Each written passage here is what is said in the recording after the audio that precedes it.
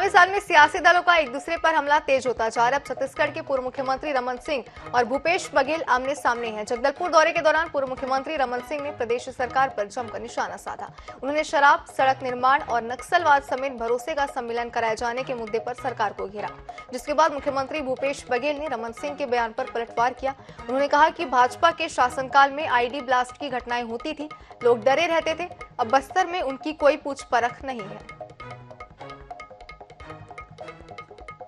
सरकार के काम करने के तरीके में कुछ बोलने की जरूरत ही नहीं हो सकती।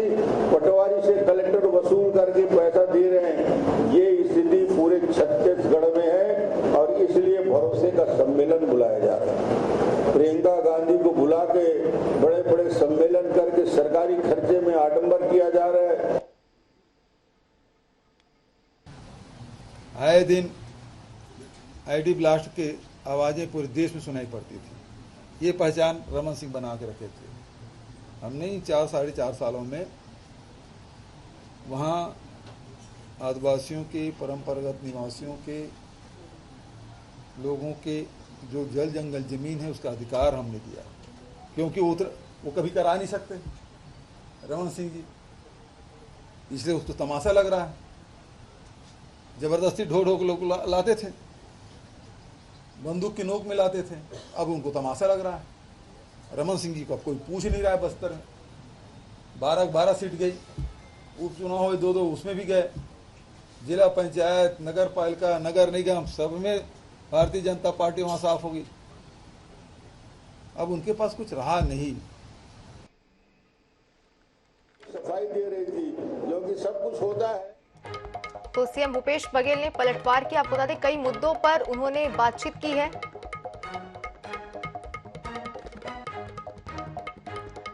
तो बता दें आपको कि क्या कुछ उन्होंने कहा है, आपने सुना। और बता दें चुनावी साल में सियासी दलों का एक दूसरे पर हमला तेज हो गया। अब छत्तीसगढ़ के पूर्व मुख्यमंत्री रमन सिंह और भूपेश बघेल आमने सामने हैं। जगदलपुर दौरे के दौरान पूर्व मुख्यमंत्री रमन सिंह ने प्रदेश सरकार पर जमकर निशाना साधा। उन्होंने शराब, सड़क निर्माण और नक्सलवाद समेत भरोसे का सम्मेलन कराए जाने के मुद्दे पर सरकार को घेरा, जिसके बाद मुख्यमंत्री भूपेश बघेल ने रमन सिंह के बयान पर पलटवार किया।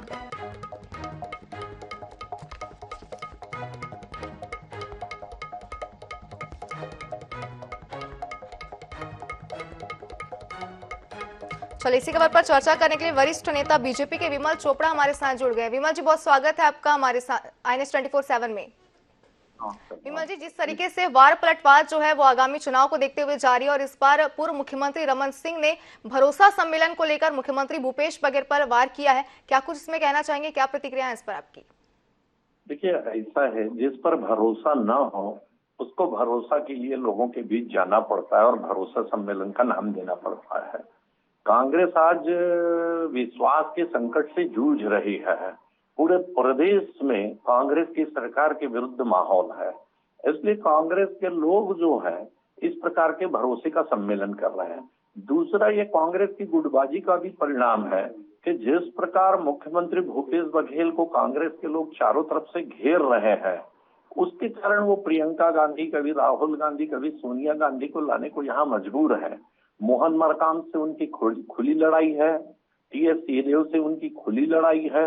और जिस प्रकार का माहौल पूरे छत्तीसगढ़ में देखने को मिल रहा है कि कांग्रेस का कार्यकर्ता कांग्रेस के मंत्रियों से, उनके पदाधिकारियों से नाराज है।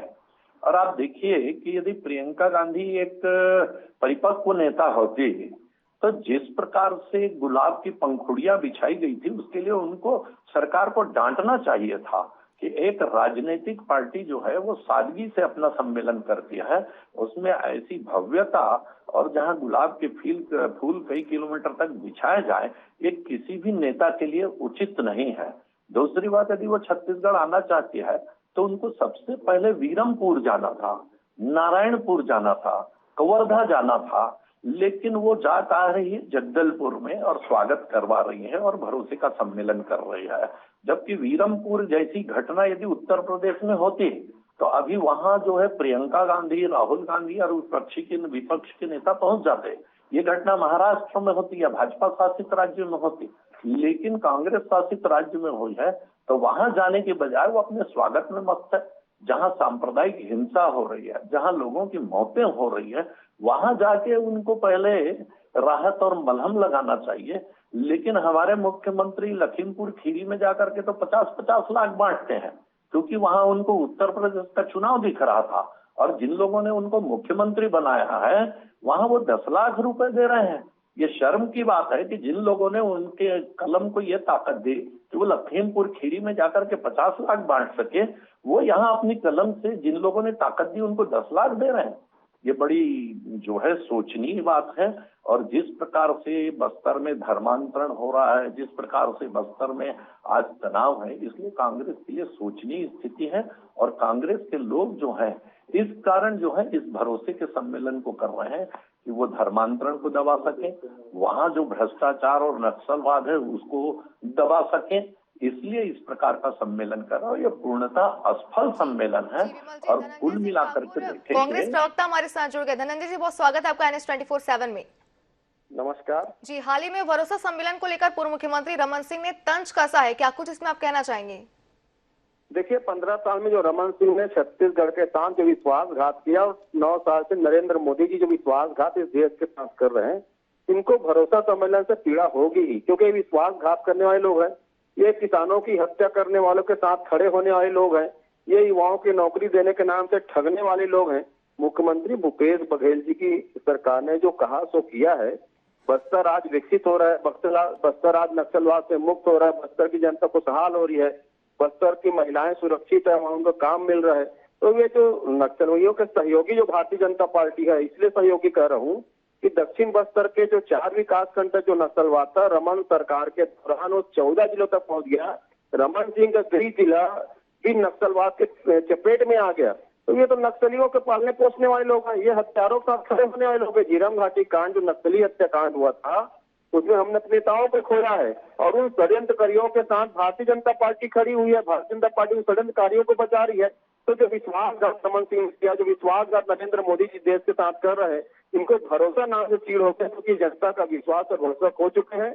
15 साल के सरकार के बाद जो 14 सीटों से भारतीय जनता पार्टी आ गई, भाजपा के विश्वासघात के कारण है। मुख्यमंत्री भूपेश बघेल जी ने भरोसा जनता उस पर जताए हुए हैं। आज देखेंगे छत्तीसगढ़ में 5 विधानसभा उपचुनाव में से कांग्रेस जीत होती है, नगर पालिका के चुनाव में, नगर निगम के चुनाव में जीत होती है, जिला पंचायत के चुनाव में जीत होती है। और भारतीय जनता पार्टी जो विश्वासघाती जिसका मूल मकसद है, कमीशनखोरी भ्रष्टाचार का मूल मकसद है, जो देश की संपत्ति को बेचने पे विश्वास करते हैं, जो चोरों के साथ खड़े होते हैं ना, अडानी के चोरी में जो भारतीय जनता पार्टी आरएसएस खड़ी है, इनको तो पीड़ा होगी ना। जो जन सैलाब बस्तर में हुआ है, जो प्रियंका जी के बातों को सुनने के लिए जो महिलाओं की भीड़ आई थी, इनको तो विश्वासघाती लोगों को वहां पे पीड़ा होगी।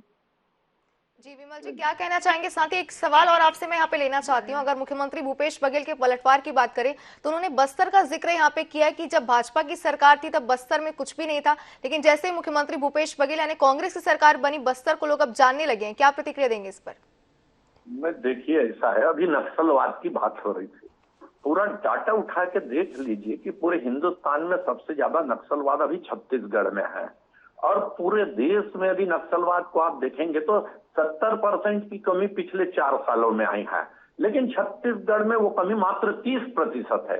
और आप कुछ दिनों में देख लीजिए जितनी नक्सलवादी घटनाएं बढ़ रही है, उसमें पूरा कांग्रेस का जो है षड्यंत्र लग रहा है कि नक्सलवाद को बढ़ावा दिया जाए।